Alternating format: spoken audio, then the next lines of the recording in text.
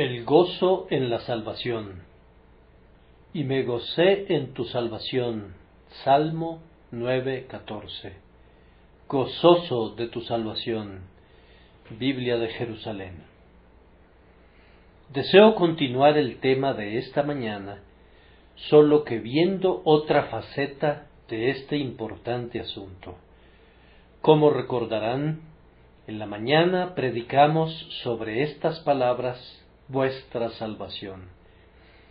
Confío en que la mayor parte de nosotros pluguiera a Dios que pudiera esperar que todos nosotros nos ocupemos de nuestra propia salvación personal. Para quienes lo hacen, este segundo texto será el complemento del primero. Esas personas desean que su propia salvación esté garantizada. Una vez que la obtienen, se convierte en su propia salvación. Pero aquí tenemos la guía que nos explica en qué consiste la verdadera salvación, lo que debe ser nuestra propia salvación. En otro sentido, no es nuestra, es de Dios, gozoso de tu salvación. Aunque se convierte en nuestra por un acto de fe, no lo es como para reclamar algún mérito o asignarnos una parte de la gloria a nosotros mismos. La única salvación que vale la pena que poseamos es la que proviene de Dios, gozoso de tu salvación. Habiendo explicado esta mañana con bastante detención lo que es la salvación, y habiendo mostrado que no es una mera liberación de la ira venidera, sino de la presente ira de Dios, y todavía más esencialmente del pecado y del poder del pecado dentro de nosotros, espero que no haya necesidad de que repitamos eso nuevamente, pero comenzaremos notando la cualidad especial contenida en el texto que hace hincapié en la salvación divina, gozoso de tu salvación. Entonces, vamos a considerar de inmediato lo siguiente. Una salvación divina. La salvación de la que ya hemos hablado nos viene de Dios y es la salvación de Dios en muchos sentidos. Fue suya en la planeación. Nadie, sino Él mismo, habría podido planearla. Él la diseñó en su infinita sabiduría. La salvación que es revelada en el Evangelio, en la persona de Jesucristo, es, en cada uno de los elementos de su arquitectura integral, el fruto de la habilidad divina. Podríamos preguntar, ¿a quién pidió consejo para ser avisado? ¿Quién le enseñó el camino del juicio o le enseñó ciencia? La mano divina es visible en todas partes. Es por la planeación y por el ordenamiento de Dios antes de la tierra. Es, de igual manera, por la provisión de Dios. Tienen la salvación envuelta en el don de la persona de Jesucristo. Todo radica en Cristo. Porque murió, nuestro pecado es quitado. Porque vive, nosotros también viviremos. Y Cristo es el puro don de Dios. Toda la salvación está en Él, y por tanto, toda la salvación es procurada por Dios. Es la salvación de Dios. Y además, Dios no solamente planea y procura, sino que también aplica la salvación. Yo creo en el libre albedrío, pero todavía no he conocido a ningún cristiano que fuera capaz de decir que vino a Cristo por su propio libre albedrío sin ser atraído por el Espíritu de Dios. Cualquiera que fuera nuestra perspectiva doctrinal, el hecho práctico es el mismo en cada caso. Todos los creyentes confiesan que son hechura de Dios, hechos nuevas criaturas en Cristo Jesús. Ninguno puede venir a mí si el Padre que me envió no le trajere. Hay una carencia de poder. No queréis venir a mí para que tengáis vida. Hay una carencia de voluntad y por tanto el Espíritu de Dios aplica la salvación que Dios ha planeado y que Dios ha provisto. Y así como la primera aplicación de esta salvación es ejecutada por Dios, sucede lo mismo a lo largo de todo el camino. Yo no creo, amados hermanos, que nuestra religión sea como la acción de un reloj al que una mano superior le dio cuerda y luego lo deja andando solo. No, el Espíritu Santo debe producir cada día en nosotros así el querer como el hacer por su buena voluntad. Y aunque ustedes y yo nos acercáramos hasta la mera puerta que es una perla, y oyésemos los cánticos de los bienaventurados al otro lado de esa puerta, seríamos incapaces de dar el último paso, y más bien regresaríamos a nuestro pecado e insensatez, con sólo que aquel que comenzó una buena obra en nosotros la descontinuara. Él es el alfa y la omega, el principio y el fin. La salvación es de Jehová de principio a fin. Él elabora el borrador inicial en convicción en nuestra conciencia y luego prosigue a completar el cuadro, y si hubiese algún retoque en el cuadro que no fuese de Dios, constituiría sencillamente una mancha. Si hubiese cualquier cosa de la carne, tendría que ser eliminada, no sería consistente con la obra de Dios. Tiene que ser la obra de Dios en todo. Ahora, nosotros sabemos que esta salvación es de Dios, no sólo porque somos informados que Él la planeó y la proveyó y que la aplica, sino porque contiene las señales de Dios. Si leo un cierto verso de una poesía, puedo identificarlo y saber que es de Shakespeare. Bien, ustedes saben, yo no podría explicarles muy bien por qué, aunque estoy seguro de que nadie más podría escribir exactamente de esa manera. Cuando estoy leyendo los Salmos, leo uno y digo, es de David. Sé que hay algunos críticos que dicen, no, este pertenece al período de la cautividad, pero yo estoy seguro de que no es así. ¿Por qué? Porque, ustedes saben, contiene un timbre davídico. Sólo el hijo de Isaí pudo decir esas cosas. Ahora, en la salvación hay señales de la autoría divina. Una vez vi un cuadro de Tiziano en Venecia, sobre el que se había escrito Fecit Tizian, pintado por Tiziano. Lo reclamó como suyo 2 veces, como para asegurarse de que nadie más lo hiciera.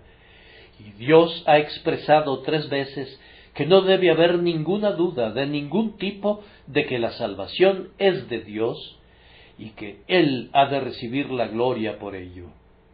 Ahora, observen las señales de Dios, lo que podría llamar la marca de propiedad del Rey, insertas en la salvación. Está llena de misericordia. Hay salvación para el más negro de los pecadores, una salvación tan llena de gracia que únicamente Dios podría concebirla. ¿Qué Dios como tú que perdona la maldad? Pero esta salvación es igualmente compatible con la justicia, pues Dios nunca perdona absolutamente un pecado. Hay siempre un castigo por el pecado en cada caso. Jesucristo, el sustituto, interviene y satisface a la justicia antes de que se diga esta palabra al pecador: yo deshice tus rebeliones. En la salvación que Dios ha provisto en la cruz por la muerte de su amado Hijo, hay tanto justicia como hay misericordia, y hay un grado infinito de ambas. Ahora, esto es divino. El hombre, cuando saca a relucir una cualidad, provoca usualmente que alguna otra cualidad empalidezca con la primera, pero Dios exhibe su carácter en una integridad armoniosa, siendo tan misericordioso como si no fuese justo, y tan justo como si no fuese clemente. Por esta razón, en el Evangelio, vemos también a la sabiduría divina, sin importar lo que algunos pudieran decir acerca de la doctrina de la sustitución. Cristo sigue siendo el poder y la sabiduría de Dios. La manera tan simple, pero tan sublime, por la que Dios es el justo y el que justifica al que es de la fe, manifiesta la infinita sabiduría del Altísimo. Pero no voy a entretenerlos mencionándoles todos los atributos divinos.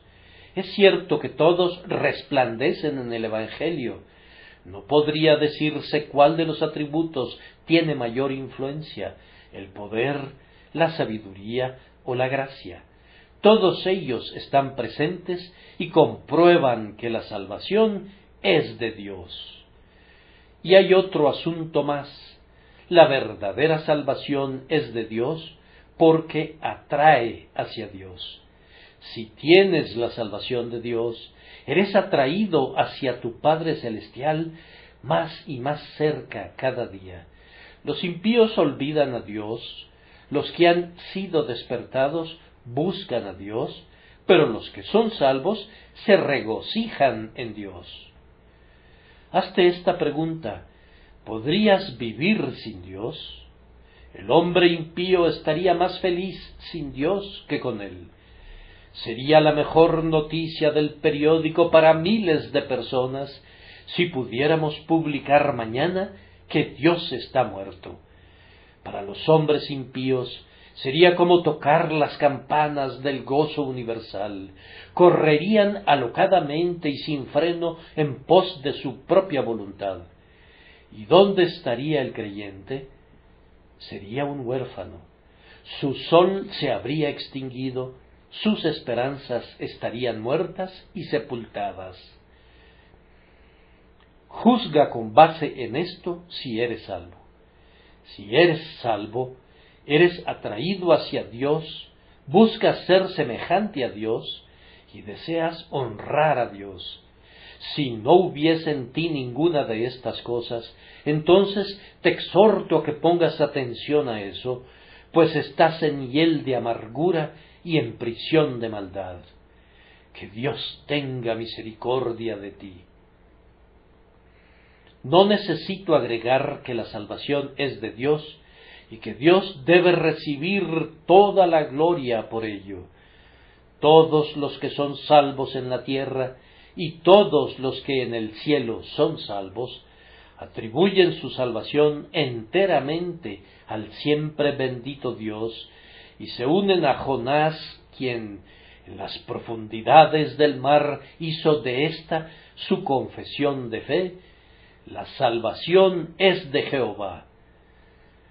Pero ahora, en segundo lugar, nuestro texto, habiendo advertido la salvación divina en él, tiene una abierta declaración: gozoso de tu salvación. Aquí hay alguien que surge de la anónima multitud que dice: me he enterado de la salvación de Dios, me gozaré en ella, me gozaré en ella. Algunos la desprecian, la oyen, pero le prestan oídos sordos. Entre más oigan acerca de ella, más hastiados se sienten. Pero yo estoy gozoso de tu salvación. Aquí encontramos a un carácter distinguido que ha sido hecho así, sin duda, por la gracia que distingue. Oh, yo espero que haya muchos aquí que podríamos ponernos de pie y decir, si este fuera el tiempo y el lugar, que otros digan lo que les plazca y que consideren a la cruz un objeto irrisorio y que Jesucristo debe ser olvidado. Yo soy su siervo, yo me gozo en su salvación. Hay algunas personas que confían en otra salvación. Todos hicimos eso alguna vez, pero quien habla en el texto desecha la justicia propia como un trapo de inmundicia. Hace todo a un lado y dice, gozoso de tu salvación. Si yo fuera justo, no diría eso. Si yo tuviera una perfecta santidad, no la mencionaría en comparación con la justicia de Cristo. Pero siendo un pecador indigno, sin un solo mérito propio, no seré tan necio como para parchar una justicia ficticia, sino que he de regocijarme en tu salvación. Los estás viendo allá. Estás viendo a aquellos adoradores de la mujer vestida con un manto escarlata. Ellos están confiando en su sacerdote.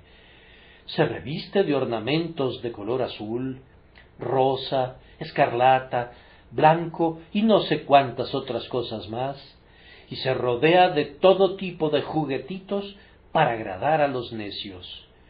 Y hay algunos que se alegran en esa salvación que proviene de un pecador infalible, de un falso sacerdote de Dios. Pero nosotros miramos a Cristo, quien está delante del eterno trono y argumenta los méritos de su propia sangre. Nosotros decimos, no importa que todas las formas que los hombres inventan asalten nuestra fe con arte traicionero, nosotros las llamaremos vanidades y mentiras y ataremos el Evangelio a nuestro corazón. Gozoso de tu salvación. Podría haber algunas personas a quienes me dirijo esta noche que están gozosas de la salvación de Dios por medio de su gracia abundante, que no tienen otras cosas en las que regocijarse. Son muy pobres. Ah, cuán bienvenidos son a esta casa, cuán contento estoy que hayan venido. Siempre es una dicha para mí que la gente escuche la predicación del Evangelio.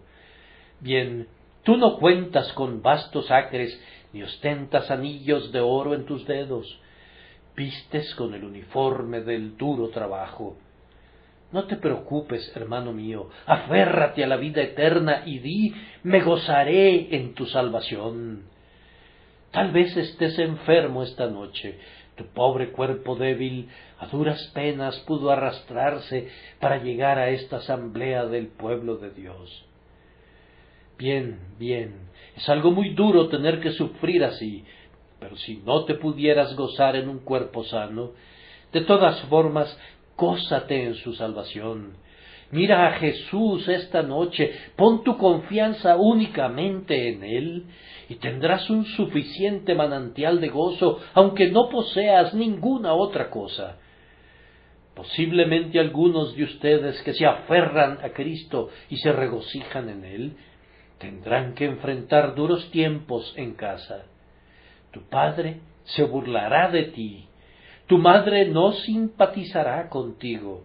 Mañana tus compañeros de trabajo, si se enteran que has sido convertido, se reirán, se burlarán y se mofarán de ti.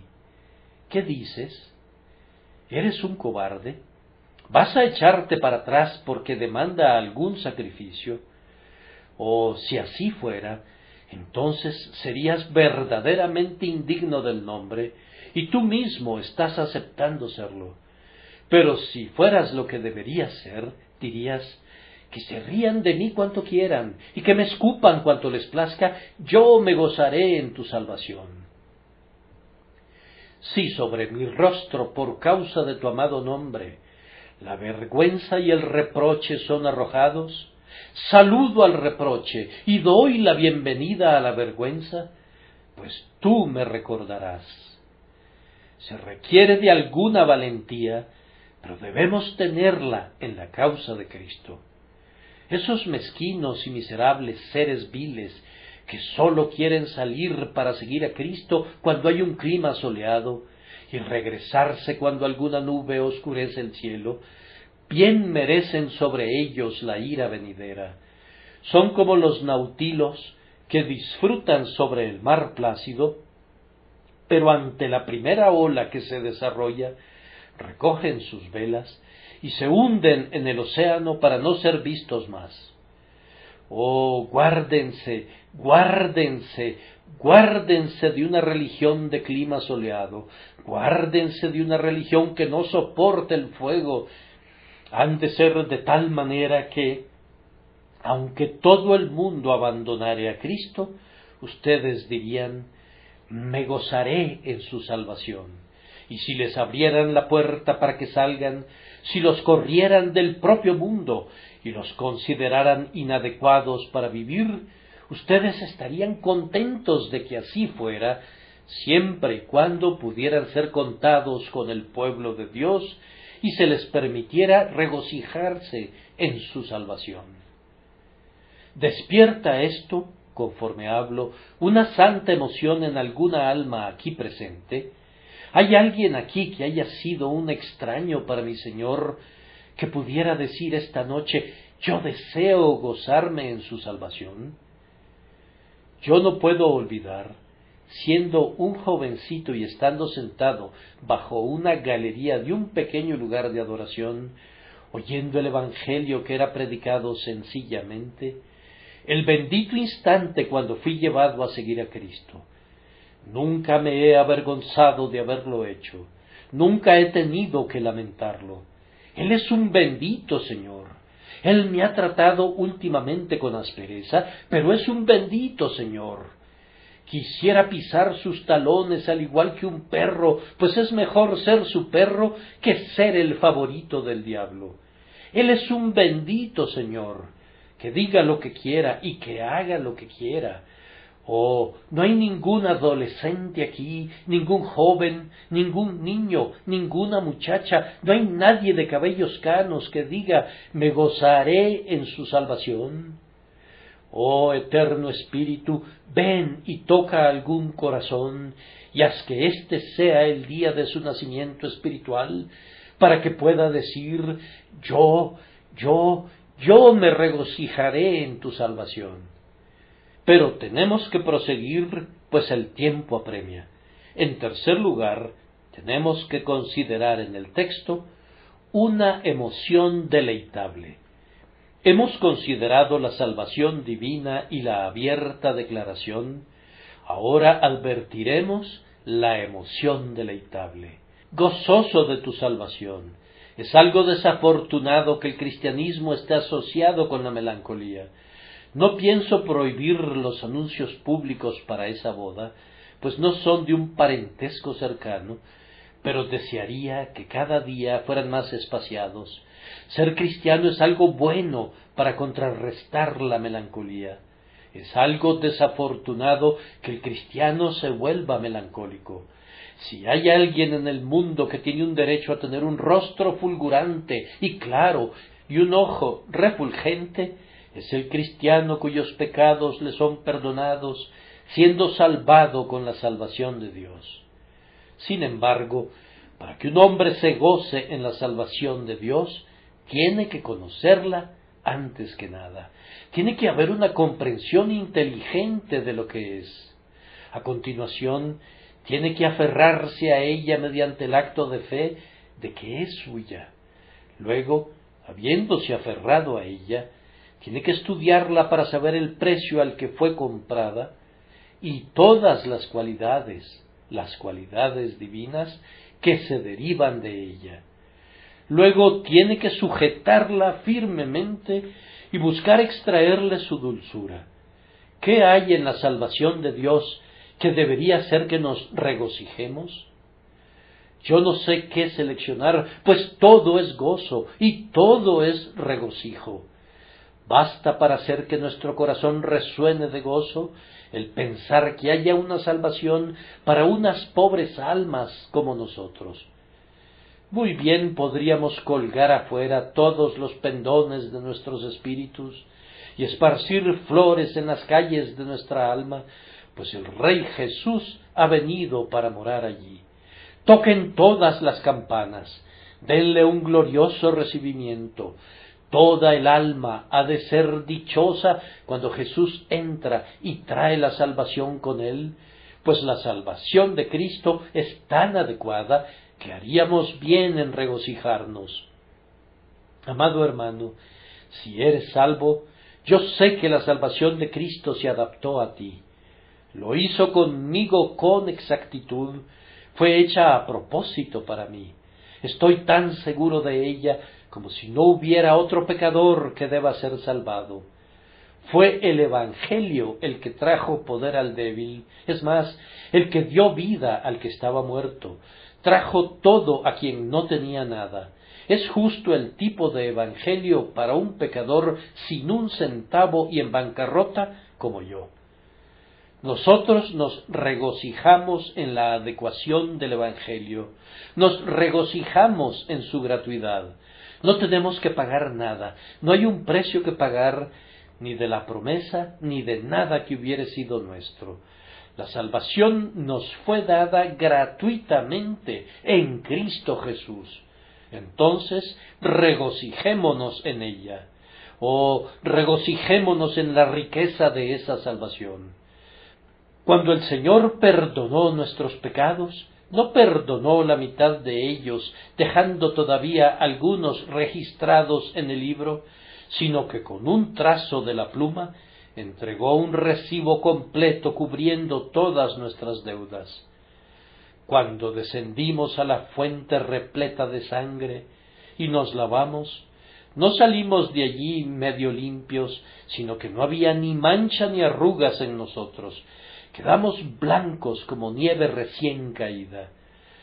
Gloria a Dios por una salvación tan rica como esta.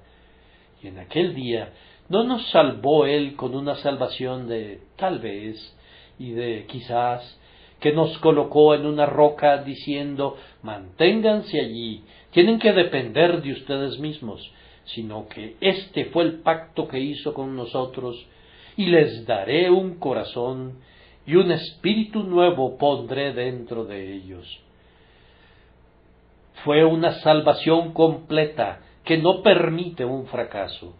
La salvación que es dada al alma que cree es de esta manera: y yo les doy vida eterna, y no perecerán jamás, ni nadie las arrebatará de mi mano.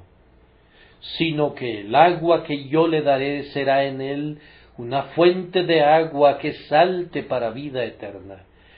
Yo creo que la perseverancia de los santos es la verdadera gema del Evangelio. Yo no podría sostener la verdad de la Escritura si esto pudiera ser refutado, pues cada página pareciera contener esto, por sobre todo que proseguirá el justo su camino, y el limpio de manos aumentará la fuerza. En esto se regocija mi alma, que tengo una salvación que predicarles que, si la reciben, los salvará eficazmente si sus corazones fueran entregados a Cristo, y los guardará, y los preservará, y los llevará al reino eterno de su gloria. Yo me regocijaré en el carácter cierto y permanente de esa salvación. Oh, hay suficiente en la salvación de Cristo para llenar el cielo de bienaventuranza.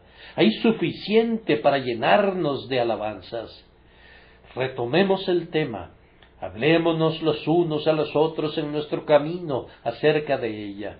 Hablemos a los pecadores al respecto de ella. Ensalcemos la religión por medio de nuestra alegría.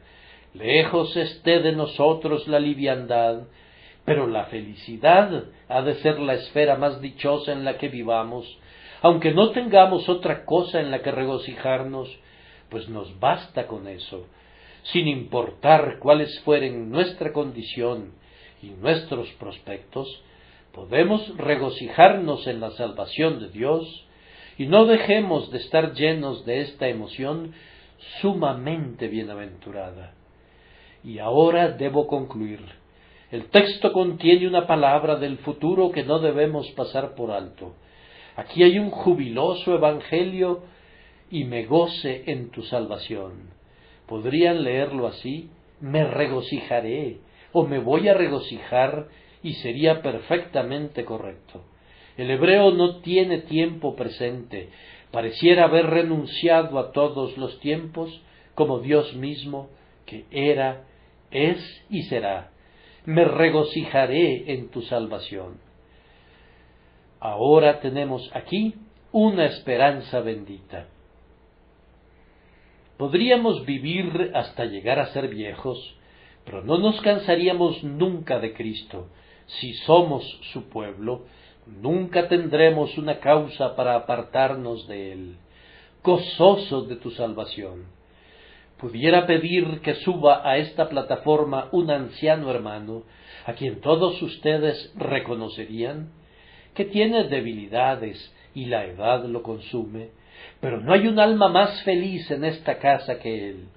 Y después de hacerle hablar ante ustedes, pudiera invitar a muchas ancianas también, y les preguntaría qué piensan de Cristo, y estoy seguro de que dirían con un mayor énfasis de lo que yo podría hacerlo: me regocijaré en tu salvación. Casi desearía que mi abuelo viviera y estuviera detrás de mí esta noche, pues en una ocasión tomé el púlpito con él, y cuando llegué al punto de hablar de experiencia, me jaló un extremo de mi saco, haciéndome una seña, y pasó al frente y dijo: mi nieto puede decirles que lo cree, pero yo puedo decírselos por experiencia. Y así prosiguió hablando al respecto el viejo caballero. Bien, muchos cristianos de avanzada edad podrían decirles que se han regocijado en la salvación de Dios. En verdad se regocijan, y en vez de que la edad opaque el gozo de su juventud, ha sazonado y endulzado una fruta que era dulce incluso desde el principio. Oh, cuando nuestros cabellos se tornen canos con los años, y las nieves de muchos inviernos cubran de blanco nuestra cabeza, todavía hemos de gozarnos en la salvación de Dios. Pero entonces, ya sea que alcancemos la vejez o no, hay algo que es cierto: seguramente moriremos. Y cuando muramos, ¿qué haremos? Sé en qué estás pensando. Dices: voy a gemir. Ay, pecador, tú estás pensando en el amigo que está limpiando el sudor frío de la frente y de esos ojos cerrados. Ahora, esas cosas pudieran no ocurrir nunca. Con frecuencia oímos cosas que son mencionadas en referencia a los lechos de los moribundos, pero no están tan constantemente allí como para ser necesarios. Y si estuviesen allí, pero perdiéramos la propia vista antes que la vida termine, ¿qué pasa entonces? Vamos, la visión de Cristo, quien es nuestra salvación y en quien nos regocijamos, será entonces más gloriosamente clara y más radiantemente hermosa, porque las visiones y los sonidos de la tierra se habrán desvanecido ante nosotros. Ahora, en vez de mirar estas partes externas de la muerte, piensen en esto: me regocijaré en tu salvación. Cuando me separé de nuestro querido hermano Cook, hace unos pocos días, no podía decir mucho. Estaba muy débil, pero lo que sí dijo fue justo esto: Jesús, Jesús, Jesús es todo. Bien, yo hablé y leí, y oré, etc. Y cuando hubimos terminado, él simplemente dijo: la sangre, la sangre, la sangre, esa es toda mi esperanza. Vamos, se veía tan tranquilo frente a la perspectiva de la muerte, como se ve cualquiera de ustedes sentado aquí, y se deleitaba tanto con la esperanza de estar donde Jesús está, como jamás se deleitó una novia ante la llegada del día del matrimonio. Era deleitable ver la bendita calma y la paz que poseía aquel hombre de Dios. Y cuando llegue el momento de mi muerte, como quiera que sea, sin importar cuál sea mi posición en la Iglesia de Dios, si estoy en Cristo, me regocijaré en su salvación. Haré que el oscuro valle resuene con sus loas. Haré que el propio río de la muerte retroceda como el mar rojo lo hizo antiguamente, con mis triunfantes cánticos. Entraré en el cielo con esta frase en mi corazón y en mis labios: me regocijaré en tu salvación. El Cordero que fue inmolado es digno de tomar el poder, las riquezas, la sabiduría, la fortaleza, la honra, la gloria y la alabanza por los siglos de los siglos. Y hermanos, si eso es lo que podemos hacer al morir, eso es lo que haremos por los siglos de los siglos. Me regocijaré en tu salvación. Millones de edades, a través de todos los siglos de años que se interpongan antes de que Cristo entregue el reino al Dios y Padre, y luego hacia adelante a lo largo de la eternidad, esto será siempre nuestro fundamento de regocijo. Me gozaré en tu salvación.